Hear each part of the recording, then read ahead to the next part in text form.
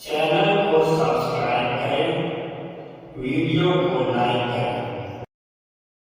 यूसुफ अलैहिस्सलाम के किस्से में हमारे लिए बहुत सी इबरतें और दरस हैं। अल्लाह ताला की मजबूत मंसूबा साजी के मज़ाहिर भी इस किस्से में देखने को मिलते हैं। हजरत यूसुफ अलैहिस्सलाम को कुएं में फेंका गया, कुएं से निकालकर फरोख्त कर दिया गया। खरीदने वालों ने साजिश की जिसकी बदौलत आप कैदो बंद की मशक्कत में पड़ गए। आखिरकार ये सारी चीजें हजरत यूसुफ अलैहिस्सलाम पर इन नवाज़शात का जीना साबित हुई जिनकी तरफ बचपन में ख्वाब के जरिए इशारा कर दिया गया था। जेल में दो नौजवानों से मुलाकात पर इन्हें ख्वाब की ताबीर बताई। इनमें से एक रिहा होकर बादशाह के दरबार तक रसाई हासिल कर गया। एक दिन बादशाह ने अपने दरबारियों से कहा कि मैंने एक ख्वाब देखा है जिसमें मैंने 7 फरवा गायें देखी जिन्हें 7 दुबली पतली गायें खा रही हैं, और मैंने मजीद 7 सब्ज खोशे देखे और कुछ दूसरे खोशे अपनी काबीना के अरकान से इस ख्वाब की ताबीर दरियाफ्त की। उन्होंने बादशाह का ख्वाब सुनकर कहा, ये तो परेशान ख्यालात का मजमुआ है, कोई संजीदा या काबिल इल्तिफात ख्वाब नहीं है, और हम ऐसे ख्वाबों की ताबीर नहीं जानते। और इत्तिफाक से वहां वो नौजवान भी था जो कैद खाने में हजरत यूसुफ अलैहिस्सलाम के साथ रहा था, जिसके ख्वाब की ताबीर ये थी कि वो बादशाह का साकी मुकर्रर होगा, और वो अपने इस मनसब तक पहुंच चुका था। कैद खाने का सारा मामला भूल चुका था। बादशाह की ख्वाब की ताबीर की बात इसे हजरत यूसुफ अलैहिस्सलाम की याद तक ले गई। इसने कहा, मुझे इनके यहाँ भेजो, मैं इस ख्वाब की ताबीर पूछ कर आता हूँ। चुनाचे वो गया और ख्वाब की ताबीर पूछ कर बादशाह के दरबार में हाजिर होकर बताया कि हजरत यूसुफ अलैहिस्सलाम ने इस ख्वाब की ताबीर यूं की है कि 7 बरस तक तुम लोग लगातार खेती बाड़ी करते रहोगे, और इस दौरान में जो फसल तुम काटो इसे इसके खोशे में रहने दो, सवाए इस पैदावार के जो तुम्हारे खाने की जरूरत हो। बस इतनी सी खोशों से निकालना, बाकी खोशों में रहने देना। इसके बाद 7 बरस बहुत सख्त कहत वाले आएंगे, और इन सालों में वो सब खत्म हो जाएगा जो तुमने इनके लिए जमा किया था, सिवाय इसके जो तुम महफूज रखोगे। फिर इसके बाद 1 साल आएगा जिसमें लोगों पर खूब बारिश होगी और खूब पैदावार होगी, जिसकी वजह से लोग खूब रस निचोड़ेंगे।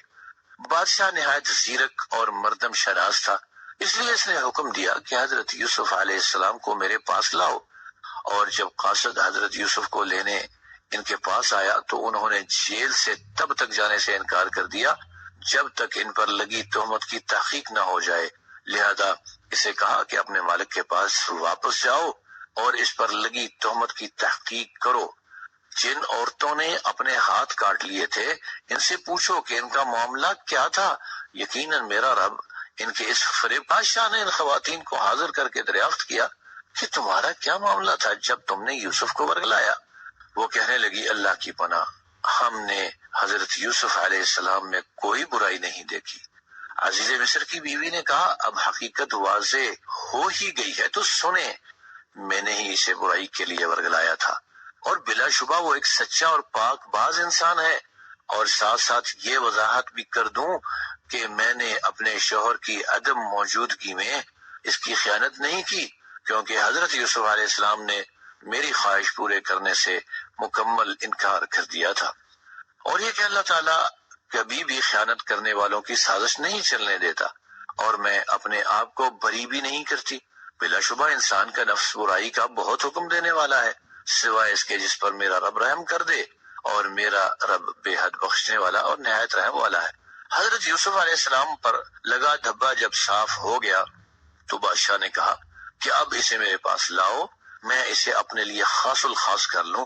फिर जब बादशाह की हजरत यूसुफ अलैहिस्सलाम से गुफ्तगू हुई और बादशाह ने हजरत यूसुफ अलैहिस्सलाम की सलाहियतों का इदराक कर लिया, बादशाह ने अपना फैसला सुनाया कि तू आज से हमारे यहाँ अमानतदार और साहिब इक्तिदार है। हजरत यूसुफ अलैहिस्सलाम ने जब बादशाह का फैसला सुना तो कहने लगे, अगर मुझे आपने जरूर ही कोई जिम्मेदारी सौंपनी है तो मुझे इस जमीन के खजानों पर मुकर्रर कर दे। बिलाशुबा मैं पूरी तरह हिफाजत करने वाला और इसमें खूब महारत रखने वाला हूँ।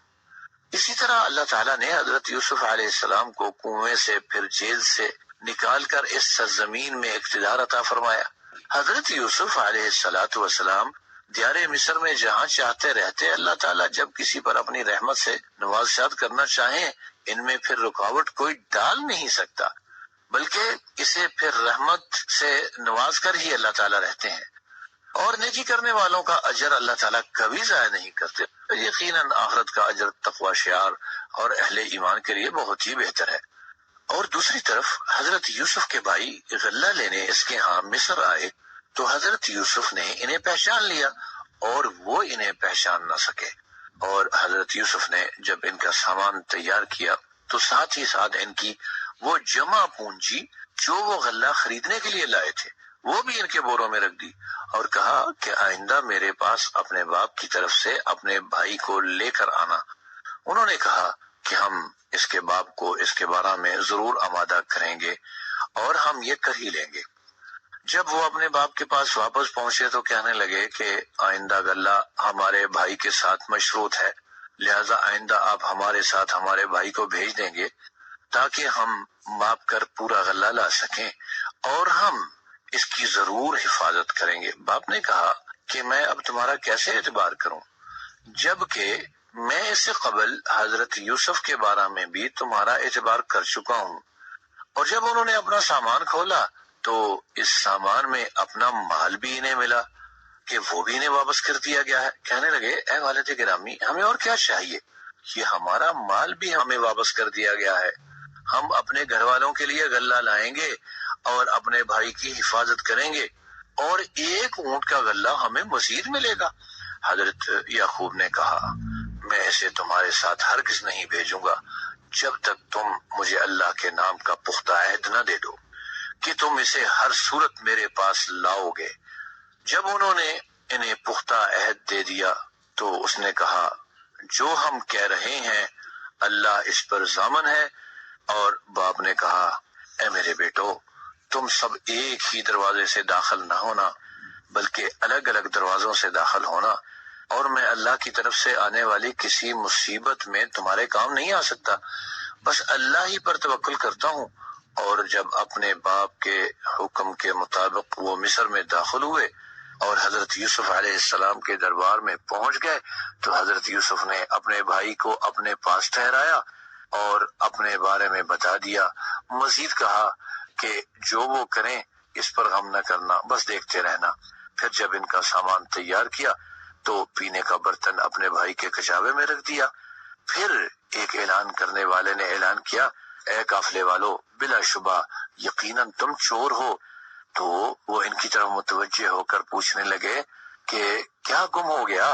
انہوں نے کہا کہ بادشاہ کا پیمانہ گم ہو گیا، اور جو شخص یہ پیمانہ خود لے آئے اس کے لیے ایک اونٹ کا غلہ انعام ہوگا۔